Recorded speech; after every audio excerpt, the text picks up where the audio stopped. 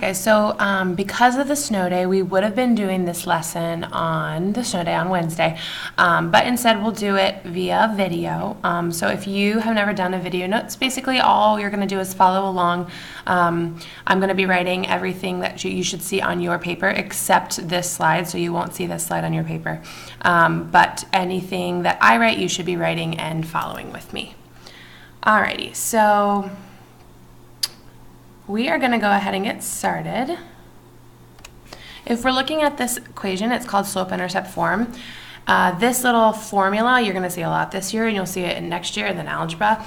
Y equals mx plus b, where m, remember, is that slope, and b is your y-intercept. Remember the we call slope the rise over run, and we call the b the y-intercept, where the graph crosses the y-axis at.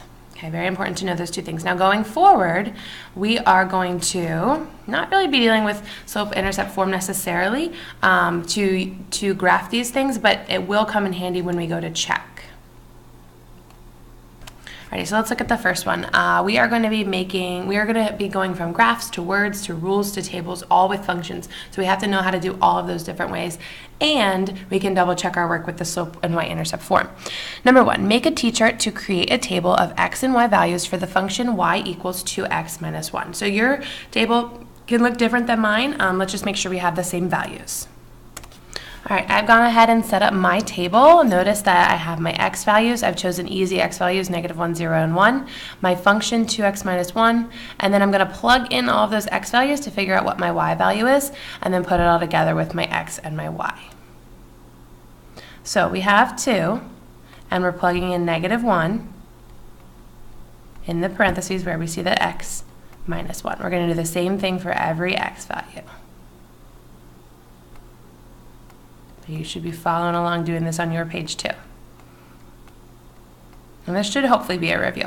So now we're going to multiply 2 times -1.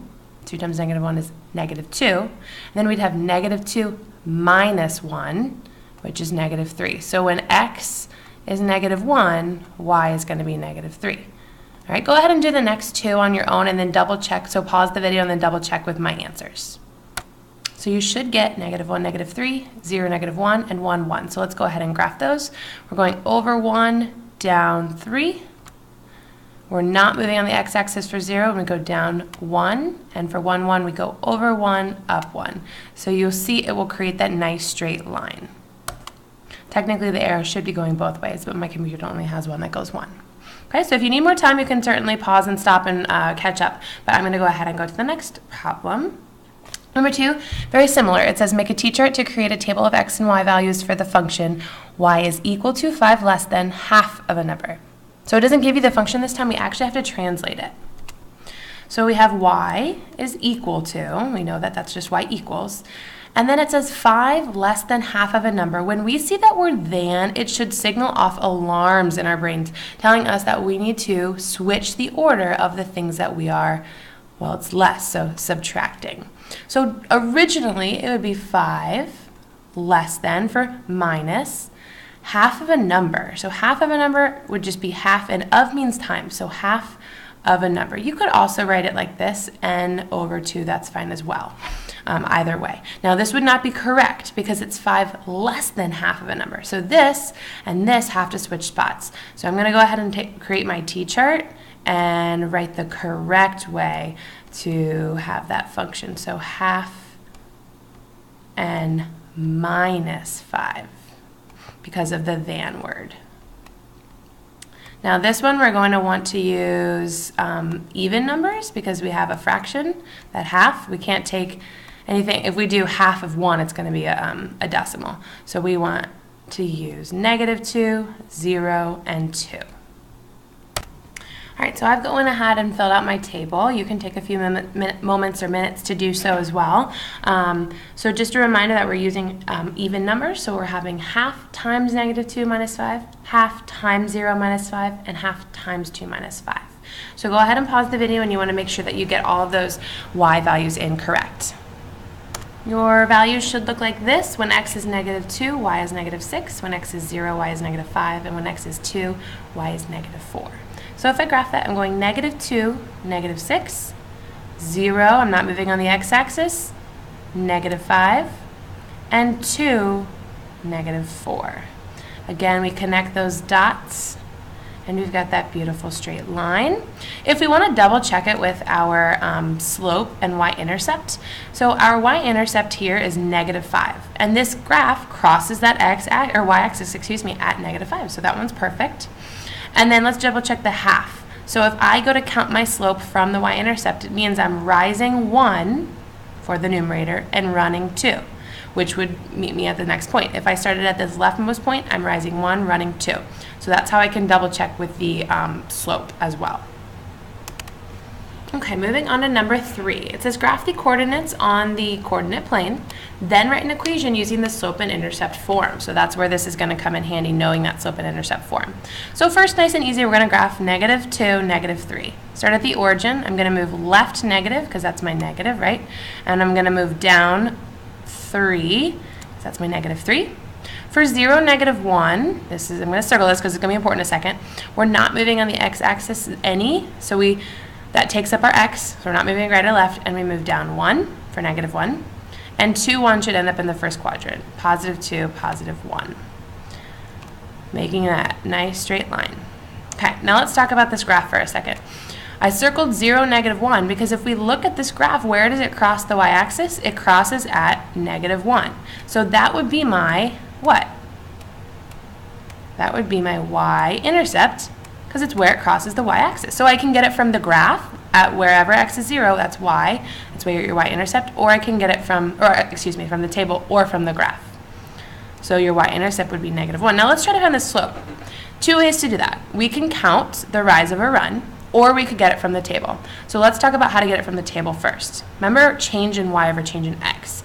We're going to say, well, how is my y changing? We're adding how much? From -3 to -1. I'm saying -3 to -2, -2 to -1. That's adding 2. On my right-hand side with my change in x, I'm also adding 2. So my change in y is 2. My change in x is 2. What would my slope be for this problem? 2 divided by 2 would be 1. Now, the way to check on the graph is to do the rise over run. So I'm going to get a different color here. Try to. There we go. So your rise, you'd be going up 1, over 1. Up 1, over 1. So again, that's 1 over 1, which is your slope.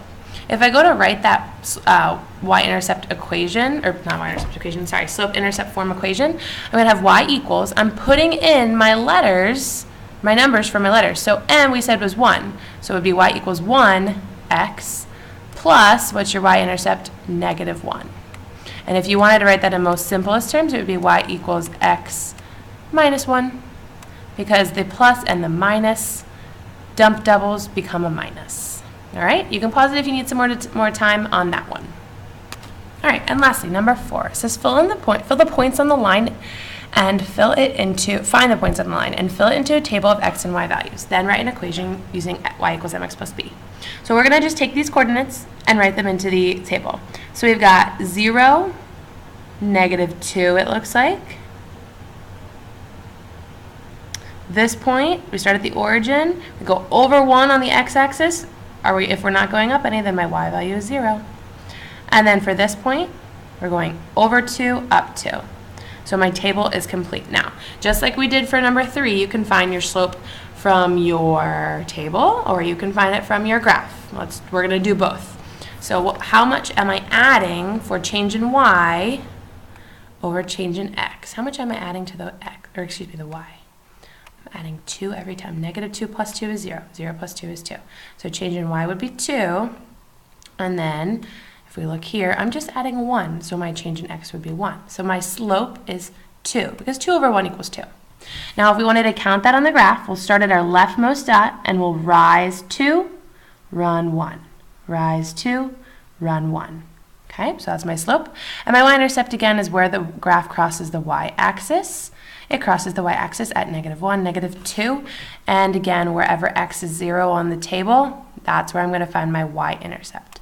So y-intercept would be negative 2. If I put that all together, I have y equals m, which is 2. So instead of m, we're going to put 2 in, 2x plus b, which was negative 2.